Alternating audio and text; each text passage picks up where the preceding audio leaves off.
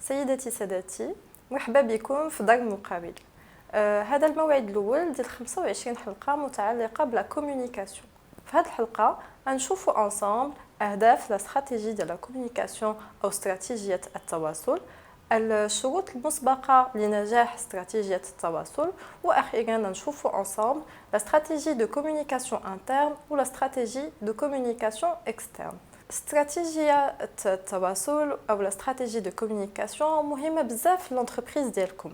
علاش؟ لان من المهم ان الناس اللي تخدموا معكم ولا الزبناء ولا لي بروسبي ولا لي فورنيسور ووسائل الاعلام يعرفوا شنو تديروا في هاد لونتربريز ويعرفوا المنتوجات ديالكم.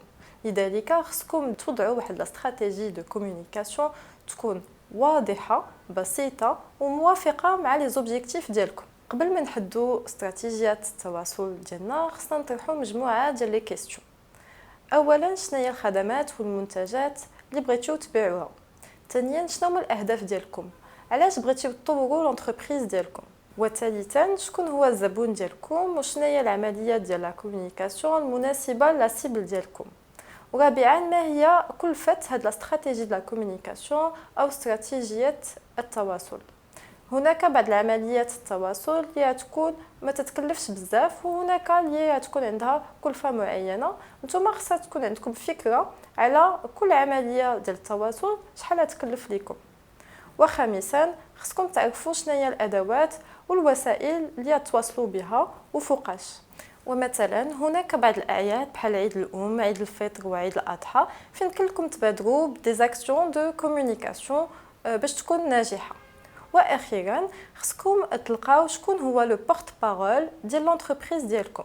هذا الشخص مهم جدا، فهو اللي يتكلم على لونتربريز وباسم لونتربريز. اذا كانت الشركات ديجا عندهم اون استراتيجي دو كومونيكاسيون بيان ايتابلي وبغيتو تغيروها ولا تحسنوها ولا تزيدوا عليها بعض العمليات، فاحسن طريقه هي ديروا واحد التقييم ديال جميع العمليات ديال لا كومونيكاسيون اللي درتيو من قبل وتعرفوا شنو اللي نجح وشنو اللي ما نجحش، ومن تماك تحسنوا هاد لا استراتيجي ديال التواصل ديالكم. في هذه الحلقه ديالنا غنتكلموا على لا استراتيجي دو كومونيكاسيون انترن، استراتيجيه التواصل الداخليه، ولا استراتيجي دو كومونيكاسيون اكسترن، استراتيجيه التواصل الخارجيه. لا استراتيجي دو كومونيكاسيون انترن مهمه بزاف في لونتربريز ديالكم، مع هي تتقوم بتحفيز لي زيكيب ديالكم، تتقوم بتوحدهم على مشروع واحد، وتتقوم بتقويه هذا الشعور الانتماء للونتربريز ديالكم. كما يمكن لكم تخبروهم على لا استراتيجي نوفيل ديالكم، على اون نوفيل اورغانيزاسيون، او على لي ريزولطا ديال لونتربريز، لو شيفر دافير، لي بار دو مارشي الى غير ذلك. خصكم تعرفوا انه احسن امباسادور ديال لونتربريز ديالكم هما لي زيكيب ديالكم. لذلك خصكم تحسنوا لا كومونيكاسيون انترن. وباش تنجحوا هاد لا استراتيجي دو كومونيكاسيون انترن هناك ثلاثه المراحل اللي خصكم تتبعوها. المرحله الاولى هي تحديد الاهداف ديالكم. المرحله الثانيه هي وضع قائمه ديال العمليات ديال التواصل اللي بغيتو ديروها، وقدام كل عمليه ديروا الادوات اللي غتستعملوها بور فير باسي لي ميساج ديالكم. المرحله الثالثه هي تحددوا لو بودجي او الكلفه ديال عمليات لا كومونيكاسيون ديالكم. دابا هضرنا على لا استراتيجي دو كومونيكاسيون انترن، مانتنون غنشوفوا لا استراتيجي دو كومونيكاسيون اكسترن. لا استراتيجي دو كومونيكاسيون اكسترن مهمه بزاف حتى هي لونتربريز ديالكم، لان هي اللي تتوصل الصوره ديال لونتربريز ديالكم الى العالم الخارجي، الزبناء، لي فورنيسور، لي بانك والوسائل الاعلام. لا استراتيجي دو كومونيكاسيون اكسترن تعطي القيمه للخدمات والمنتوجات اللي تتبيعوها، وهي اللي تتقوي علاقه الوفاء مع الزبناء ديالكم. باش تنجح لا استراتيجي دو كومونيكاسيون اكسترن ديالكم خصكم تتبعوا مجموعه من القواعد. لا استراتيجي دو كومونيكاسيون اكسترن باش تحققوها هناك ثلاثه المراحل اللي خصكم تتبعوها.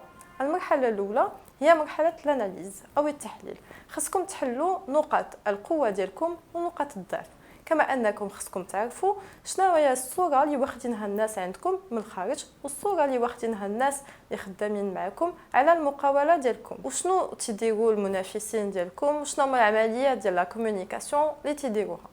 للمقاولات اللي عندهم استراتيجي دو كومونيكاسيون اكسترن يمكن لكم في هذه المرحله تديروا تحليل ديال جميع العمليات ديال لا كومونيكاسيون اللي درتوها من قبل، الشكل ديالها شنو هو وشنو هو النتائج ديالها على صوره المقاوله، على لي ريزولطا، لو شيفر دافير اي لي بار دو مارشي. المرحله الثانيه هي مرحله ديال لا ريفليكسيون. في هذه المرحله خصكم تحددوا مجموعه من الاشياء او المكونات بحال ادوات اللي تستعملوها او قنوات التواصل اللي تستعملوها او لي سوبور اللي تستعملوهم او لو بودجي الكلفه ديال هاد لي زاكسيون دو كومونيكاسيون. في المرحله الثالثه هي مرحله عمليه، خصنا نحددوا لو بلان داكسيون ديالنا، نديروا قائمه ديال الاهداف ديالنا مع العمليات ديال لا كومونيكاسيون ديال كل هدف، الادوات وقنوات التواصل، لو بودجي ديال هاد العمليات ديال التواصل والمسؤول على عمليات التواصل، واخيرا لو بلانينغ. باش تنجح لا استراتيجي دو كومونيكاسيون اكسترن ديالنا خصنا نتبعوا لا رياليزاسيون ديال عمليات التواصل اللي وضعناها في لو بلان داكسيون ديالنا. باختصار تحدثنا في الحلقه ديالنا اليوم على اهداف لا استراتيجي دو كومونيكاسيون، على الشروط المسبقه لنجاح استراتيجي دو كومونيكاسيون، ودرنا ان زوم على لا استراتيجي دو كومونيكاسيون انترن اي لا استراتيجي دو كومونيكاسيون اكسترن. وصلنا للخير ديال الحلقه ديالنا، نتمنوا انكم تكونوا استفدتوا معنا في هذه الحلقه. الا باقي عليكم شي كيستيون باغيين تطرحوها اجيو للتشات ديال لا بلاتفورم دار المقاول باش تطرحوها علينا، وشاركوا معنا في لو كويز دار المقاول المتعلق بهذه الحلقه. انا نعطيكم موعد في الحلقه القادمه على موضوع لا كومونيكاسيون، وشكرا جزيلا.